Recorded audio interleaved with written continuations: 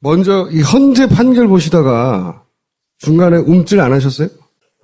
참 간결하고 좋은 판결문이었다 이렇게 생각을 하고 특히 김희수 판사하고 이진성 판사가 그 보충 의견을 냈잖아요. 예. 그게 세월호 유가족들한테 큰 마음의 위로를 주는 아주 좋은 보충 의견이었다는 그런 생각을 많이 했어요. 자, 그러면 또 그 대선 얘기하기 전에 박근혜 전 대통령이 검찰 조사 받았는데 구속영장 청구될까요? 예, 지금 공범 관계인데 공범 관계 중에서 지금 하범들은 다 들어가 있잖아요. 오히려 우두머리거든 지금. 맨 우두머리가 안 들어간다는 재판이 성립이 안 되죠. 재판이 성립이 안 되고 우리나라 헌법 11조에 보면은 모든 국민은 법 앞에 평등하다고 되어 있거든요. 그러니까 그 법의 원칙에 따라서 당연히 구속돼야 되는 거고 구속이 되느냐 안 되느냐에 따라서 기소 날짜가 달라져요. 구속이 되면 20일 내에 기소가 되는 거고 구속이 안 되면은 기소를 언제 할지 몰라요.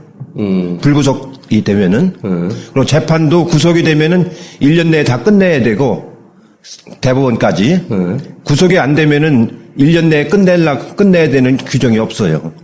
그렇죠. 그러니까 구속이 되고 안 되고 큰 차이가 있는 겁니다. 구속은 될 것이라고 보세요? 당연히죠, 그건. 근데 이제 이런 얘기도 있잖아요. 박근혜 구속이 이 대선판에 야권의 역풍으로 작용해서 불리할 수도 있다. 그거는 쪼자는 사람들이 하는 얘기고 그런 대선의 유불리를 따져서 해서는 안 되고 그 법의 정의를 바로잡는다는 차원에서 판단해야 되지 그렇게 그 이해관계로 판단하면 안 돼요. 지난번에 얘기했잖아요. 당연히 그 청와대에 압수수색을 해야 되고 특검을 연장해야 된다고. 그거는 역사를 바로 세우기 위해서 그런 거지 무슨 정파적인 이해관계가 그런 게 아니라고. 실제 그 대선판에 불리하게 그러니까 그 판단 알겠는데 불리하게 작용도 할까요? 그 우리나라 국민들 뭘로 알고 그런 소리를 해요? 네? 우리나라 국민들의 지금 우리나라 국민들 중에 지금 거진 70%가 구속 수사해야 된다고 그러잖아요. 네, 탄핵 이후에 한겨레 여론조사에서도 그렇게 나왔었죠. 그리고 나머지 30%가 그럼 구속을 다 반대하느냐? 그건 아니고 구속을 아주 반대하는 사람은 10% 정도밖에 없잖아요. 그렇기 때문에 무슨 판세에 영향을 주거나 그런 일은 발생하지 않을 겁니다. 제가 제일 아쉽게 생각하는 거는 어제 새벽에 7시간을 조서를 검토했다고 그러잖아요. 세월호 7시간을 그렇게 하지. 네? 네? 네?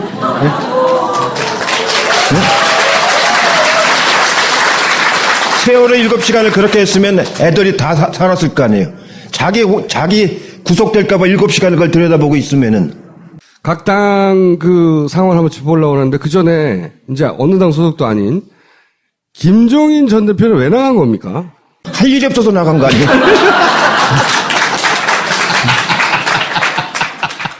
할 일이 없으니까. 네. 본인이 나가시면서 더불어민주당에서 할 일이 없다고 그랬잖아요.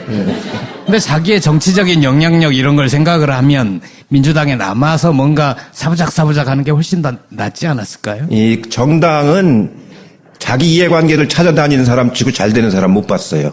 잘 안 되더라도 그 당에 꾸준히 맞아요. 당을 발전시켜 가면서 함께하는 그런 사람들이 결국은 나중에 맞으면 정치 지도자가 되고 이제 그러는 거지. 이 철새라고 보통 그러잖아요. 이렇게 왔다 갔다 하는 사람들은. 예, 그거는 도래지가 없어서 안 됩니다. 그러면 김종인 전 대표가 이 대선판에서 유의미한 변수는 안 된다? 이 요새 무슨 정운찬 김종인 이런 누구누구 이렇게 하는데 그분들은 대선 때만 되면 서로 치켜 올리면서 이렇게 프로모션 하는 사람들이거든요. 예, 그렇게 갖고는 안 되고, 무슨 텐트를 치는 이 많이 그러는데, 도토리 키재기가 텐트가 어떻게 쳐지겠어요? 예, 그거는 비닐하우스도 못 만듭니다. 지금 문재인, 안희정, 그 다음에 이재명, 사회 공방이 치열해지고, 이게 보시기에 나중에 큰 후유증으로 남을 정도로 심한 지금 상태인가요? 어떻게 보세요? 지금 당내 이제 경선이 며칠 안 남았기 때문에 서로 막 감정이 솟구치고 지지자들끼리 막 충돌도 하고 이제 그러는데 예전 경선에 비하면 그래도 그렇게 심각한 편은 아닙니다. 이건 경쟁이기 때문에 어느 정도 항상 감정적인 충돌은 있죠. 12년도 같으면 막 물병도 던지고 계란도 던지고 그 안희정 지사가 계란 던지를 줍고 하는 장면도 나오고 그랬지 않습니까? 근데 그에 비하면 이번 경선은 그래도 같은 당에서 동지적 관계를 가지고 상당히 후보들이 자제해가면서 치르고 있기 때문에 아주 극심한 표현은 그래요. 그 정도도 안 하면은 누가 그걸 재밌게 보겠습니까? 지지자들 마음은 타는데 이때까지 경험을 보시기에 이 정도는 뭐 큰 문제는 아닙니다. 예. 그 문제는 아니다. 경선 이후의 후유증, 상처로 남을 가능성은 없습니까? 캠프에 참여해서 이렇게 한 사람들은 아주 열성적인 지지자들인데 공통점은 정권 교체를 위해서는 필사적으로 해야 된다라는 건 딱 그 사람들 공통점들이거든요. 그래서 대개 여론조사를 해보면은 그 90%는 모아집니다. 90%는. 그러니까 지금 우리 당 후보들의 전체가 한 60% 되지 않습니까? 세 명을 다 합치면은 그러면은 한 6, 9, 14, 한 55%는 하나로 모아지거든요. 나중에. 예. 그러니까 큰 누수가 생기는 건 아닙니다. 1차에서 끝나나요? 2차까지 가나요? 이게 조심스러우실 것 같긴 한데 그냥 저 개인적으로는 결선까지 가는 게 흥행에 더 도움이 된다고 생각하는데 어쨌든 그냥 객관적으로 현재 판세를 보자면 이게 2차까지 결선까지 갈 수 있을 정도라고 보세요? 일단 현장 투표가 22일 날 이 녹화하는 날 이제 이루어졌고 그 결과는 27일 날 호남에서 유세할 때 이제 발표를 하거든요. 그때 이제 전국적인 거 발표하는데 지금 그 오후에 대개 투표가 끝나고 개표까지는 해놨습니다. 발표만 안 하고 있을 뿐이지. 27일 날 이제 최종 결과가 나올 텐데 정확한 정보는 아닙니다만 그 개표에 참관했던 사람들한테 전원으로 들리는 얘기에 의하면은 2차까지는 안 갈 것 같다라는 분위기입니다. 안희정, 이재명 후보가 역전의 발판을 마련하려면 앞으로 어떤 전략으로 가야 되나요? 그 호남 27일 날이 첫 투표인데 첫 유세고 그 다음에 이제 29일 날이 충청도고 그 다음에 이제 영남이고 그 다음 수도권인데 대개 호남 쪽이 그 상징적인 게 있습니다. 호남에 가면은 그 양무 호남 시무국가라는 말을 많이 해요. 호남이 없으면 나라가 있겠느냐 이런 자부심을 가지고 이제 그 사람들이 이제 상당히 그 자랑스럽게 얘기를 하는데 아마 특히 우리 당은 그 기반이 언제 강해서 27일 날 호남에서 나오는 결과를 보면은 마지막 결과까지 그 짐작을 할 수 있을 겁니다. 호남에 올인해야 되는 거네요. 실제로 새 후보가 지금 다 호남 쪽에 올인을 하고 있죠. 자, 하나만 한 얘기였고요. 홍준표 도지사는 어떻게 평가하십니까? 예, 지난번에도 잠깐 제가 얘기한 것 같은데 보수 진영 전체의 먹칠하는 그 맞으면 천박한 막말을 하잖아요. 그래갖고는 공직을 할 만한 사람이 못 되고 이미 공직에서 한번 퇴출 당해본 사람입니다. 1999년으로 제가 기억하는데 국회의원 선거 당선됐다가 선거법 위반으로 국회의원 자격이 상실됐던 사람 아닙니까? 그래서 미국 가서 이명박을 만났죠. 예, 공직에서 한번 퇴출된 사람은 다시 공직에 못 들어오게 해야지 또 들어와가지고 지금 대법 재판을 받고 있잖아요. 그렇게 공직을 해서는 어떻게 되나요? 제가 7번 국회의원을 하고 30년 가까이 정치했는데 저는 단 한 번도 선거법 위반으로 입건조차 돼본 적이 없어요. 표를 내놓으라고 협박을 하니까. 협박이 아니고 안 주면 안 받고 말지. 그래도 지금 홍준표 도지사죠. 홍준표 도지사가 10% 전으로. 네. 전으로 넘어가면서 김진태 후보의 등장으로 조금 떨어지긴 했어요. 자유한국당에서는 제일 1위죠 지금. 네. 근데 전체적으로 보면은 뭐 많이 올라가 봐야 한 15% 이상은 못 올라갈 것 같은데 그렇게 올라가면은 아주 좋은 구도가 짜여지는 거죠. 둘 중에 결국은 홍 도지사가 더 가능성이 높겠죠?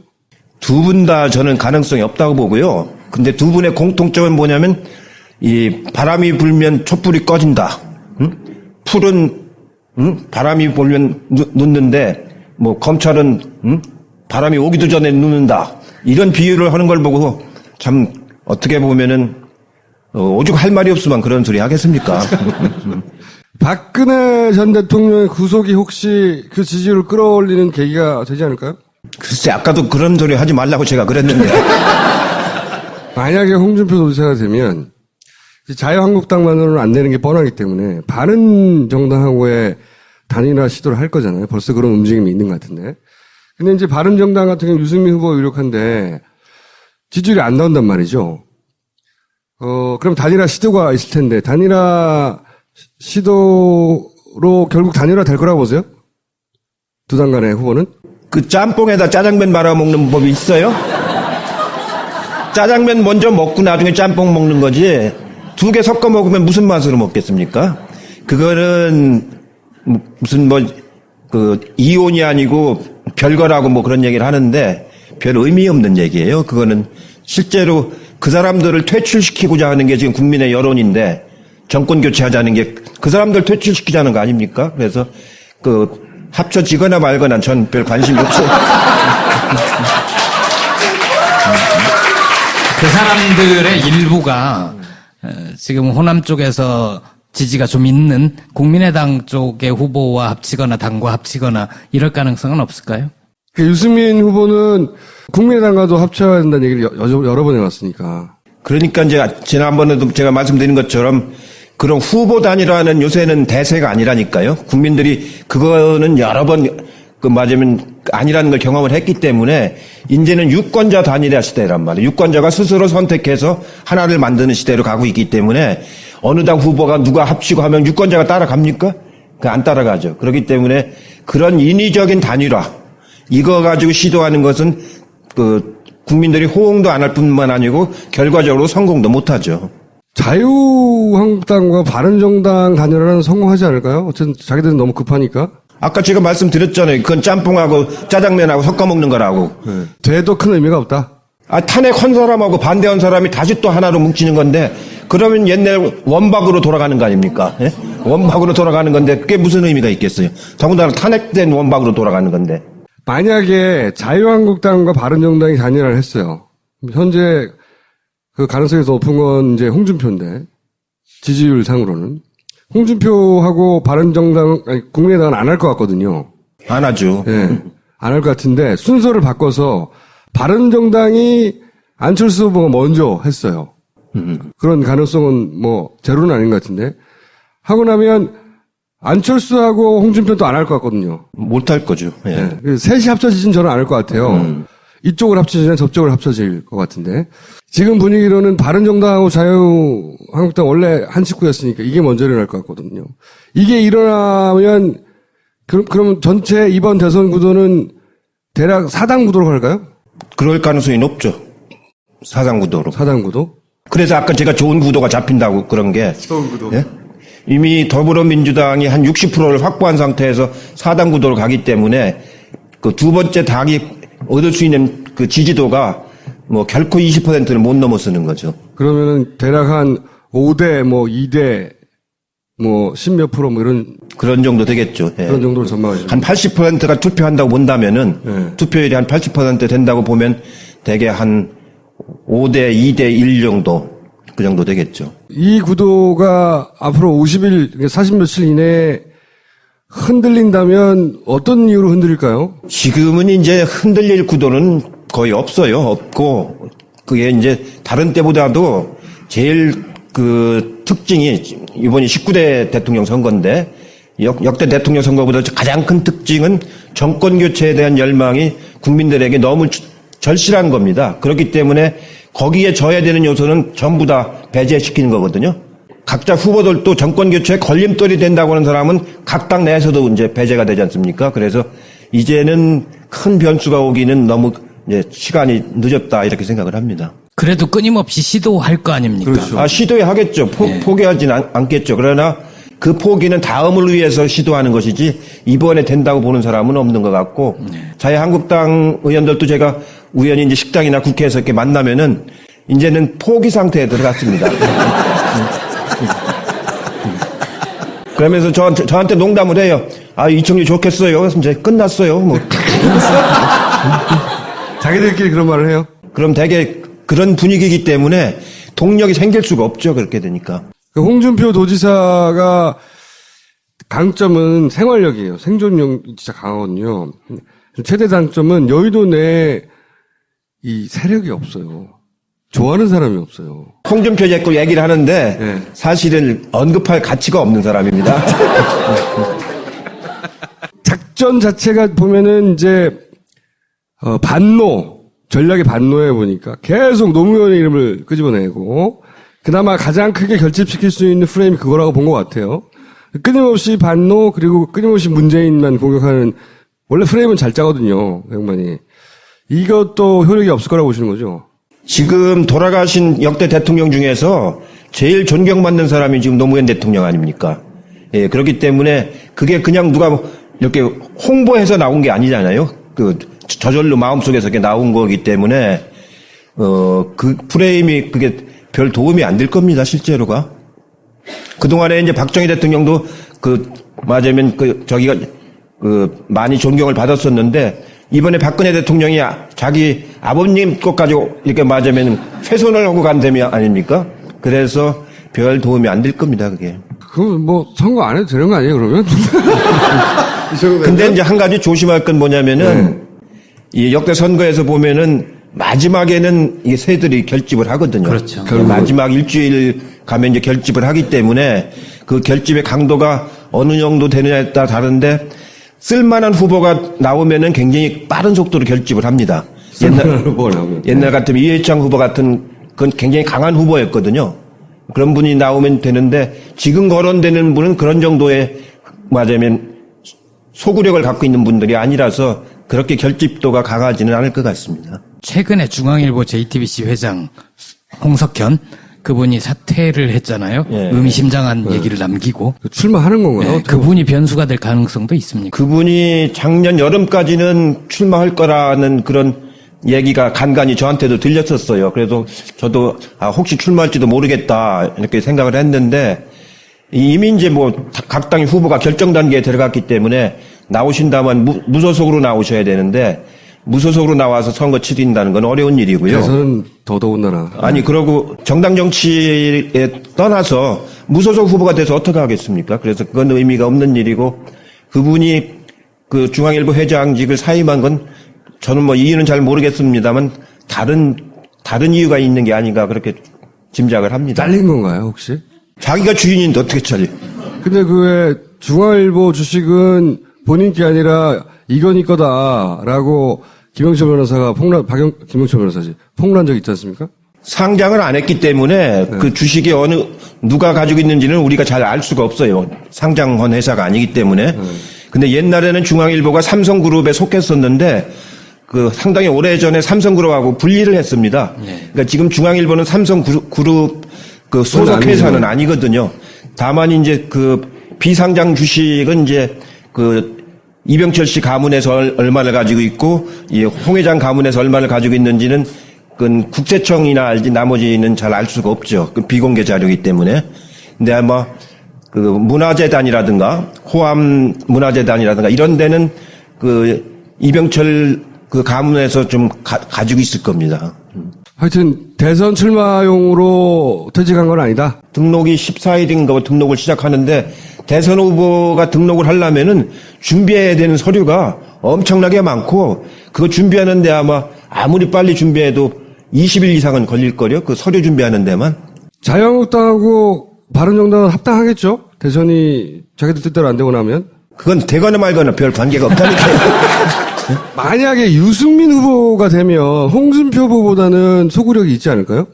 지금은 지지율이 낮지만 언더독이 이겼다 이런 것도 더해서. 아니 여러 가지 품성으로 보나 정책으로나 보나 유승민 후보는 저는 상당히 좋은 보수 진영의 후보라고 생각을 해요. 네. 다만 이제 자기 성과를 그동안 낸 게 없어서 국민들한테 각인이 잘 안 돼 있고 이제 그런데 저도 같이 상임위에서 이제 외통위에서도 같이 해보면은 아주 성실하고 또 경제학 이론도 상당히 꽤 많이 있고 그런 후보인데 아직은 이제 본인의 대중성이 없는 거 하나 하고 정권 교체의 흐름에서 이 공간에 여지가 없는 거죠. 발을 뻗을. 그래서 부상은 안 되는데 앞으로는 상당히 가능성이 있는 후보 중에 하나라고 봅니다. 이번에는 서로 홍준표 도지사를 이기고 보수의 단일 후보가 되더라도 어렵다고 보세요? 어렵죠. 이번에는. 아까 거의 포기한 것 같다고 그러잖아요. 그러니까 이번 대선은 문재인 대 안철수의 대결이다. 라는 안철수 대표의 발언은 어떻습니까? 희망사항이죠. 답이 너무 짧아. 아니, 정치라는 건 말을 설명하는 게 아닙니다. 간단 명료하게 이렇게 하고서 필요하면 부연하는 것이지. 희망사항이어도 2등하면 양강 대결이었다, 뭐 이렇게 주장할 수는 있는 거 아닙니까? 그렇게 하려면 이제 자유한국당이나 바른정당이 다 포기를 해야 되는데 그분들이 국민의당이 가능성도 지금 낮아 보이는데 거기다가 그 사람들이 포기를 하겠습니까? 왜냐면 내년 그 지방선거가 또 1년 만에 또 돌아오는데 그렇죠. 자기들 후보를 안 낸다는 건 당이 이제 없어지는 거나 마찬가지인데 내년 지방선거 때 그 사람들이 어떻게 하려고요? 그렇기 때문에 당에서 대선 후보를 안 낸다고 하는 거는 모르겠어요. 제가 보기엔 이번 대선 끝나면 큰 정계 개편은 올 겁니다. 지금 자유한국당이나 저런 게 그대로 유지될 것 같지는 않고 또 국민의당도 집권을 못하면은 이제 별로 그 의미가 없어지지 않습니까? 그렇기 때문에 이번 대선 끝나고 나면 전체적으로 큰 정계 개편이 이제 이루어질 텐데 그 차원에서 이제 협치의 문제라든가 맞으면 연정의 문제라든가 이런 차원에서 생각을 해야 되는데 사전에 인위적인 연정이라든가 이렇게 되는 건 아니거든요. 제가 보기엔 국회 선진화법이 있어서 다수가 있어야 되는 건 사실이에요. 그러나 그 다수라고 하는 것이 뭐 꼭 180석 있어야 되는 건 아니고 사안에 따라서 이제 서로 간에 협치를 하게 되는 그런 그 국회 운영을 이제 하게 되리라고 봅니다. 그러면 결국 대선이 이 구도대로 끝나고 나면 크게 다시 거의 양당 구도 비슷하게 갈 수도 있겠네요. 정의당은 물론 있긴 하지만. 거의 이제 양당으로 갈 가능성이 높고 이제 개헌 논의가 시작될 거 아닙니까? 이번 이제 대선이 끝나고 나면은 각 당이 전부 내년 지방선거 때 개헌하자는 소리는 공통으로 이제 나오고 있기 때문에 그리고 국회 개헌특위가 지금 돌아가고 있기 때문에 아마 5월 선거가 끝나고 나면은 바로 이제 하반기부터는 이제 개헌 논의가 본격적으로 이루어질 거기 때문에 개헌 논의를 할 때 내각제로 할 거냐 아니면 분권형 대통령제를 할 거냐 이런 국가 권력의 형태를 어떻게 하느냐에 따라서 맞으면 각 당의 흐름들이 나오기 때문에 그거에 맞춰서 전반적인 정계 개편 논의가 이루어질 가능성은 상당히 높죠. 남은 변수도 없고 이대로 가는 것이고 그리고 자유한국당과 바른당이 단일화를 하든 말든 신경 쓸 것도 없고 예. 그럼 앞으로 나오실 필요가 없잖아요. 스스로 실수해서 망하는 수도 있거든요. 그렇기 때문에 마지막까지 아주 예의. 근데 오늘 긴장 다 풀어주셨잖아요. 아니 요즘에도 막 말 실수들을 하지 않습니까? 네. 그 하나하나가 가랑비에 옷 젖어가지고 나중에 이제 뒤집어지는 수가 생겨서 예, 오늘도 제가 의원들하고 아까 점심을 하면서 제발 좀 말 좀 도드라지게 하지 말아라. 말 도드라지게 하다가 자꾸 화를 미치는 수가 있다. 그러고 이제 그 텔레비 토론 같은 거 하다가 뭐랄까 좀 이렇게 도드라진 말을 한다거나 자기가 정제되지 않은 말을 하면은 그게 이제 불씨가 돼가지고 이제 또 새로운 상황이 발생하는 수도 있고 그렇거든요. 실수를 최소화해야 되는 게 중요하군요. 지금부터는. 실수보다도 하여튼 예기치 않은 상황이 발생하지 않도록. 왜냐면 자기의 주장은 해야 되기 때문에 입장은 있어야 됩니다. 그렇다고 입장 없이 우물우물 그냥 그래서는 안 되고 입장은 분명히 하되 맞으면 큰 변수가 안 되도록 그렇게 관리를 해 나가는 게 중요한 거죠.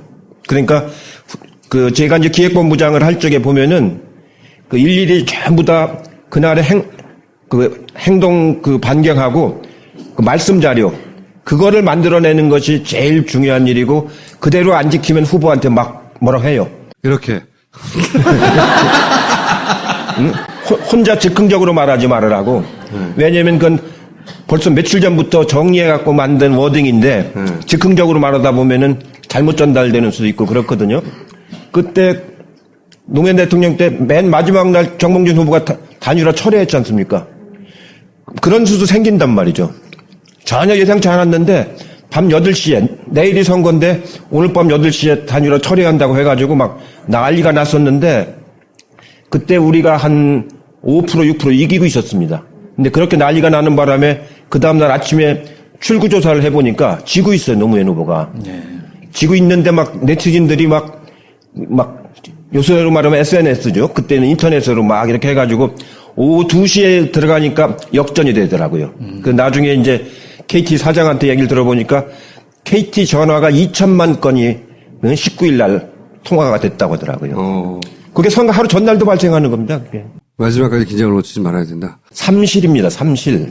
늘 제가 정치하면서 주장을 하는 건데 진실한 마음을 가져야 돼요. 정치라고 하는 건 이 공적인 분야 아닙니까? 공적인 분야라서 진실한 마음을 가져야 되고 성실한 태도를 가져야 돼요. 성실한 태도로 해야 되고 절실한 심정으로 해야 돼요. 아주 절실한 심정으로. 그래야 이게 다른 사람한테 감동을 주고 동의를 얻을 수가 있거든요. 그러니까 진실한 마음, 성실한 태도, 절실한 심정. 이걸 꼭 이겨야 되겠다고 하는 절실한 심정. 그 삼실을 가지고 이제 선거 때까지 가야 된다라는 게 굉장히 중요한 얘기입니다. 지지자들도. 물론요. 지지자도 그렇고 후보도 그렇고 캠프도 그렇고. 알겠습니다. 오늘 여기까지 하겠습니다. 저를 검토했다고 그러잖아요. 네. 세월호 7시간을 그렇게 하지. 네? 네?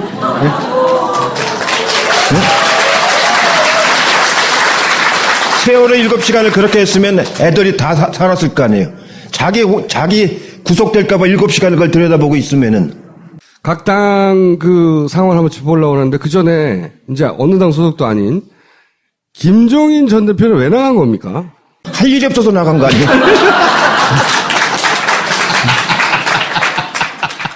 할 일이 없으니까. 네. 본인이 나가시면서 더불어민주당에서 할 일이 없다고 그랬잖아요.